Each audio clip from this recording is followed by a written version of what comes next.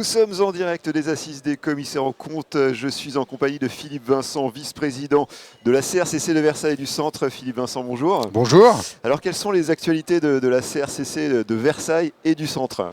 Alors, les actualités sont très nombreuses. J'en citerai peut-être une qui, en ce moment, nous anime beaucoup. C'est notre investissement auprès des associations, du secteur associatif, dans lequel les commissaires aux comptes sont évidemment très impliqués. Nous avons une action particulière au niveau de la CRCC d'accompagner les mairies dans des petits modules en fait, d'une heure que nous animons pour rassurer les dirigeants de ces associations. Aujourd'hui, on n'a pas de crise de bénévolat en fait, sur notre territoire, mais on assiste à plutôt une crise des vocations pour devenir trésorier, président d'association.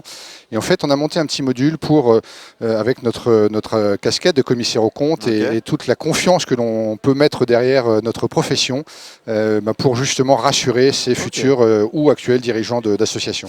Alors sur ces assises nationales, on parle audit et durabilité. Quels sont les enjeux des commissaires aux comptes sur ce sujet ?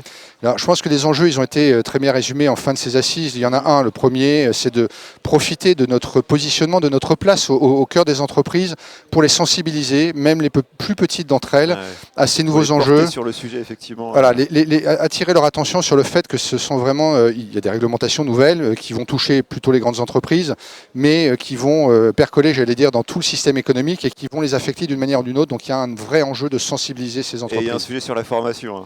Et puis derrière, il y a un deuxième sujet, vous le dites, effectivement très important, qui va être une montée en compétences. C'est notre deuxième enjeu au niveau de la profession nationale. C'est de faire monter en compétences, effectivement, l'ensemble de nos signataires, mais aussi de nos collaborateurs. Ils ont le savoir-faire d'audit, mais on va être sur un nouveau champ de données et il va falloir que tous nos collaborateurs puissent savoir aborder ces nouvelles thématiques. Eh bien, merci pour cette intervention, Philippe Vincent. Merci beaucoup.